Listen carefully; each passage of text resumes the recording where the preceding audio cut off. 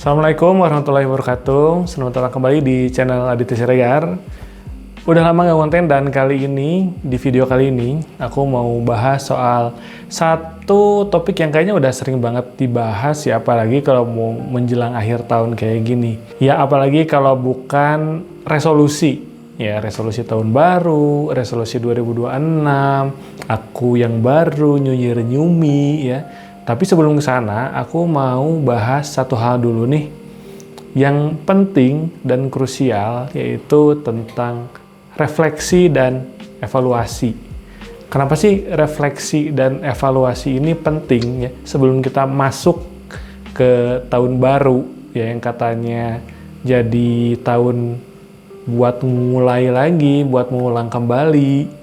Tapi kalau misalnya kita nggak benar-benar merefleksikan dan mengevaluasi apa yang sudah kita lakukan selama beberapa bulan ke belakang ini, selama 1 tahun ke belakang ini, apa mungkin tahun depan kita akan benar-benar berbeda dari tahun sebelumnya?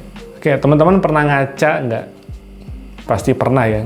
Siapa di sini yang kalau mau berangkat kerja, sebelum berangkat kerja, atau bahkan sebelum mandi, setelah mandi deh, itu sebelum pakai baju, sebelum dandan, itu berdiri dulu di depan cermin, bersolek, ngeliatin dulu, kira-kira mukanya udah bersih atau belum, kira-kira rambutnya udah rapi atau belum, begitu pakai baju, ya bajunya udah cocok atau belum, make up apa segala macam udah pas belum sama diri kita.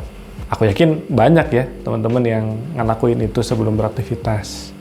Dan kegiatan ngaca atau bercermin itu kan tujuannya apa coba? Tujuannya kan untuk ngecek ya. Tujuannya untuk ngecek. Sebelumnya, sebelum mandi nih, misalnya ada flek atau noda di wajah. Udah mandi masih ada atau belum ya? Sebelum mandi muka kelihatan kusut, rambut kelihatan kusut. Tapi pas udah mandi, itu udah rapih atau belum ya? Itu kan fungsi dari bercermin, fungsi dari ngaca tadi. Untuk ngecek, ada yang berbeda nggak sih dari diri kita? Ada sesuatu yang perlu diperbaiki nggak sih dari diri kita sebelum kita berangkat nih, keluar misalnya. Nah, refleksi di sini, untuk diri teman-teman sendiri, itu kurang lebih sama. Fungsinya untuk apa? Untuk ngecek ke diri teman-teman sendiri, dulu udah pernah ngapain aja, kemudian apa aja yang sudah bagus, apa aja yang harus diperbaiki, aku udah ngapain aja, itu kan sesuatu yang perlu dicek ya, dan teman-teman nggak boleh ngebiarin itu mengendap dan berlalu begitu saja. Kalau enggak, kalau misalnya kita nggak ngecek nih, kita nggak berefleksi nih, apa yang udah dilakukan, apa yang salah, apa yang benar, takutnya nanti ke depannya ya kita akan mengulang hal yang sama gitu. Karena teman-teman tahu Einstein nggak? Pasti pernah dengar ya nama Einstein. Nah, kata Einstein itu adalah sebuah kebodohan. Kita mengulang-ulang hal yang sama, tapi mengharapkan hasil yang berbeda. Nah, jangan sampai nanti di tahun depan, ketika teman-teman memasuki tahun yang baru, punya goals yang baru, punya resolusi baru, teman-teman masih mengulang hal yang sama. Karena apa? Karena nggak sempat ngecek nih, teman-teman tuh udah ngapain aja. Karena itu juga yang kemudian menentukan langkah-langkah teman-teman ke depan nanti. Kalau guru aku pernah bilang ya, Kang Jan Permana, bahwa orang yang tersesat itu bukan orang yang nggak tahu mau kemana, tapi orang yang nggak tahu lagi ada di mana. Bayangin teman-teman pesan ojek online, terus teman-teman pengen ke sebuah tempat, tapi udah gitu abangnya nelpon, "Mas, Bang, Mbak, ini saya harus jemput kemana ya?" Terus teman-teman bingung, "Aduh, ini aku lagi ada di mana ya? Aduh, bentar Mas, aku nanya dulu." Nah, itu kan tanda bahwa kemanapun tujuan teman-teman, kemanapun teman-teman mau mengarahkan diri teman-teman, tapi kalau nggak bisa lihat kondisinya seperti apa sekarang, nggak bisa ngecek nih teman-teman tuh posisinya lagi ada di mana sih, lagi ngapain sih, aku tuh sebenarnya kondisinya kayak gimana sih, situasinya seperti apa, ya kemungkinan besar untuk nunjuk tujuan pun ya nggak akan pernah bisa sampai. Tapi kan gimana caranya teman-teman itu bisa tahu, bisa ngecek sekarang tuh teman-teman lagi ada di mana sih? Gimana sih caranya teman-teman tuh bisa melakukan refleksi supaya tahu nih teman-teman tuh udah ngelakuin apa aja, atau gak harus selalu aktivitas, tapi internal state, mental state teman-teman itu tuh lagi kayak gimana sih? Nah, teman-teman pernah dengar istilah journaling kan? Journaling atau ya nulis lah kurang lebih ya, menuliskan pikiran dan perasaan gitu ya, tiap hari ngerekam pikiran dan perasaan, nyatet, atau morning pages. Pernah dengar istilah morning pages? Itu sebenarnya kan activities atau kegiatan untuk merekam tadi, untuk menuangkan apa yang ada di pikiran dan juga ada di hati atau perasaan. Nah, journaling ini bisa jadi salah satu cara yang efektif, teman-teman, untuk tahu nih kondisi teman-teman tuh seperti apa sih, kondisi teman-teman tuh kayak gimana sih. Tapi yang jadi masalah adalah apakah setiap journaling itu efektif, atau maksudnya gini deh, seefektif apa sih metode journaling gitu ya untuk kemudian ngecek hal tadi. Karena ada juga yang bilang bahwa itu nggak works buat mereka. Karena ada juga yang bilang bahwa metode seperti itu ya buat mereka simply nggak works aja. Karena dengan menuliskan seperti itu, mungkin mereka jadi tambah bingung, atau mungkin juga jadi fokusnya terlalu ke hal-hal negatif. Misalnya menuangkan perasaan yang keluar perasaan negatif, ya, menuangkan perasaan juga. Pokoknya jadi nggak produktif lah, jadi kontraproduktif ketika melakukan journaling. Kalau aku pribadi menemukan ya journaling itu sebagai suatu metode yang efektif untuk kemudian menuangkan apa yang aku pikirkan, menuangkan apa yang aku rasakan. Tapi bukan cuma itu, tapi juga jadi alat untuk mengetahui aku tuh lagi kayak gimana sih, pola apa aja sih yang aku punya, pattern berpikir apa aja sih yang aku punya, karena nanti itu kelihatan dari apa yang kita tuliskan. Nah, kalau misalnya masih berupa pikiran kan masih abstrak ya, berupa perasaan itu masih abstrak, kita nggak bisa benar-benar ngecek kayak gimana gitu, karena masih ada di dalam kepala kita. Tapi ketika kita coba untuk keluarkan, ketika kita coba untuk tuliskan, itu dia jadi materialized, dia jadi punya wujud yang bisa kita evaluasi, kita baca gitu. Salah satunya, contoh kalau aku pribadi adalah beberapa waktu lalu aku sempat journaling, dan setelah ngebaca ulang hasil tulisanku, aku menemukan bahwa aku tuh banyak menggunakan kata harus. Aku banyak menggunakan kata harus, pokoknya, semestinya. Nah, dari sana aku jadi sadar kalau, oh iya ya, ada apa nih denganku? Kenapa ya banyak kata itu yang muncul? Apakah aku ini terlalu keras sama diri sendiri selama ini? Apakah aku terlalu banyak menuntut sehingga kata itu yang muncul? Nah, itu kan jadi pertanyaan-pertanyaan yang memantik kita kemudian untuk berpikir, menggali lagi diri kita, mengenali lagi diri kita tuh kayak gimana. Di sini, lewat video ini, aku mau share ya tentang, bukan metode journaling sih, tapi lebih ke framework yang bisa teman-teman pakai ketika mau journaling, nulis, atau apapun itu. Dan framework ini adalah framework yang ngebantu teman-teman gak cuma menuangkan pikiran dan perasaan, tapi juga teman-teman bisa punya yang namanya kesadaran gitu. Karena meskipun kita sudah menulis, meskipun kita sudah journaling, tapi ketika kita tidak melakukan refleksi atas tulisan itu, ya sama aja. Itu hanya kemudian akan jadi, istilahnya buang sampah lah. Tapi kita nggak mencari makna yang lebih dalam dari sana. Apa metodenya atau frameworknya? Jadi sebenarnya framework ini, teman-teman, aku pelajari dari, lagi-lagi mentor aku ya, Kang Jan Permana.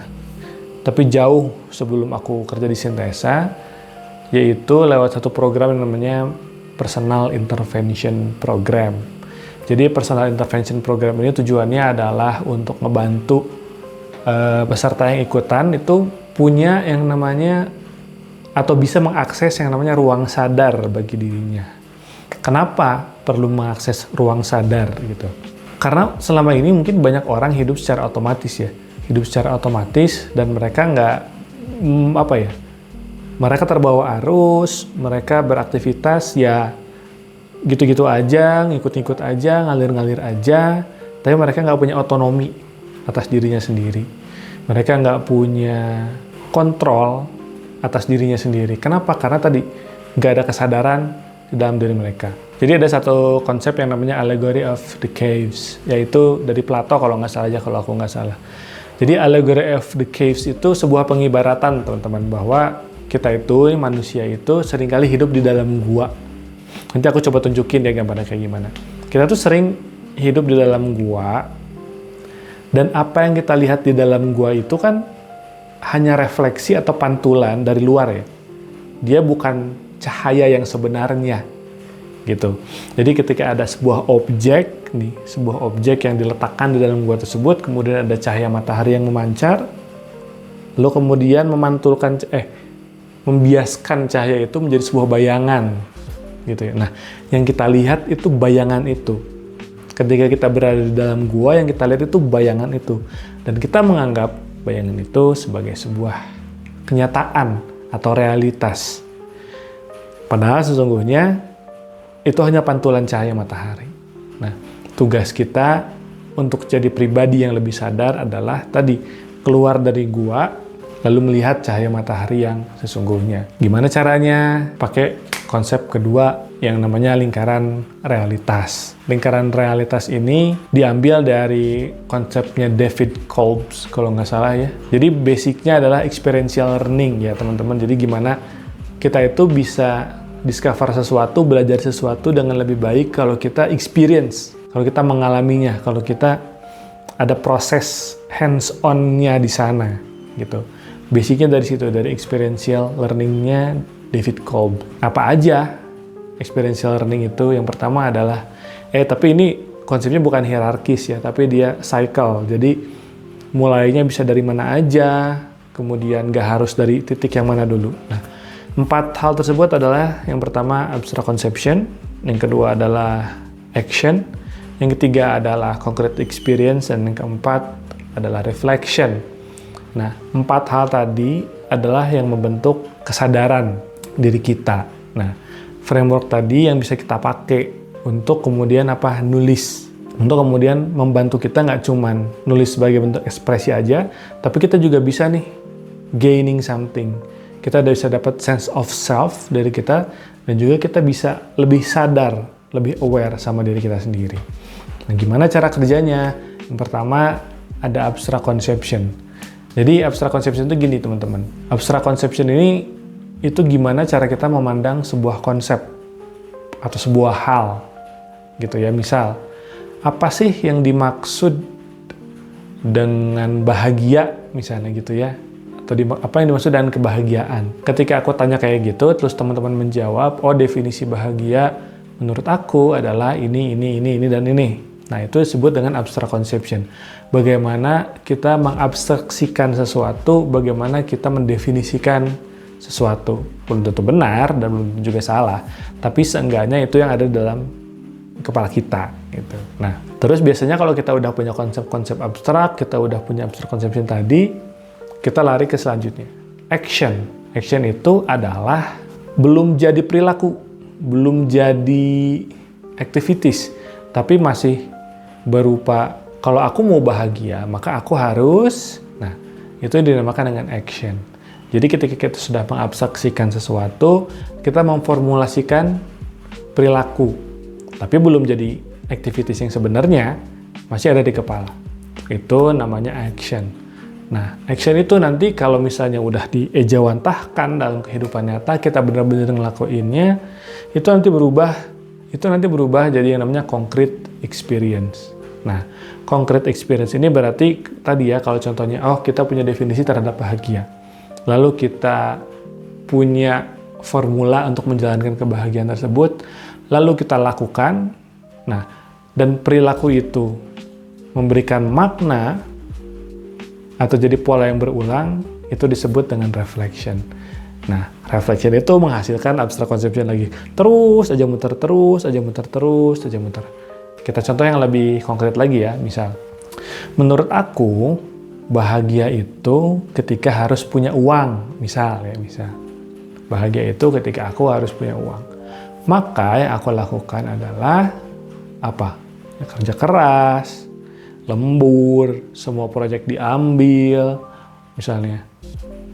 Pokoknya gimana caranya aku bisa menghasilkan uang, gitu. Nah, Oke, itu idenya ya tentang si kebahagiaan. Terus aku lakuin nih. Aku wujudkanlah ke kenyataan. Beneran aja tuh proyek diambil, apa segala macam. Sampai pada titik di mana aku itu ngerasa capek. Lalu aku berefleksi lah. Apa iya ini yang disebut dengan kebahagiaan?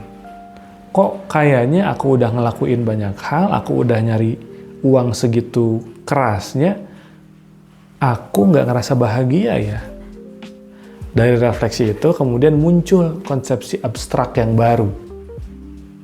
Enggak, ternyata kebahagiaan itu nggak gitu. Ternyata kebahagiaan itu nggak ditentukan dengan uang deh. Nah, ketika kita sudah menemukan itu, kita sudah mendefinisikan ulang kebahagiaan, munculkan action yang baru. Oh, ternyata aku harus gini. Diajawantahkan lagi ke dalam bentuk experience. Lalu kemudian kita berefleksi lagi, dan pada akhirnya kita mendefinisikan ulang lagi. Bener nggak nih? Bener nggak nih? Seperti itu terus. Itu yang akan membuka ruang sadar kita, kesadaran kita. Nah, teman-teman, ketika nulis, coba yuk cek pengalaman apa yang teman-teman punya, refleksikan pengalaman tersebut, definisikan pengalaman tersebut, lalu kemudian pilih aksi apa yang akan kemudian teman-teman lakukan. Dari sana, semoga aktivitas journaling teman-teman bisa lebih powerful, bisa lebih impactful, dan gak cuman gitu-gitu aja, gak cuman sekedar sharing, gak cuman sekedar mengeluarkan unek-unek, gak sekedar rilis, tapi juga punya dampak, dan juga bisa nge-guide diri teman-teman untuk jadi lebih baik lagi. Dan kalau teman-teman mau ikutan writing session bareng aku yang aku guide, nanti di tahun 2026 aku bakal ngadain The Reflective Pen ya. Konsep dasarnya kurang lebih kayak gitu, tapi nanti di The Reflective Pen aku mau ngajak teman-teman semua untuk nge-breakdown diri teman-teman semua, realitas psikologis teman-teman semua, supaya teman-teman tadi bisa memfilter, bisa mengidentifikasi internal noise atau hal-hal yang membentuk teman-teman semua, lalu kemudian teman-teman bisa dapetin sense of self dari sana. Oke, gitu aja video kali ini. Makasih banyak, yuk join. Sampai ketemu di 2026 nanti. Aku Dede Sigir pamit. Assalamualaikum warahmatullahi wabarakatuh.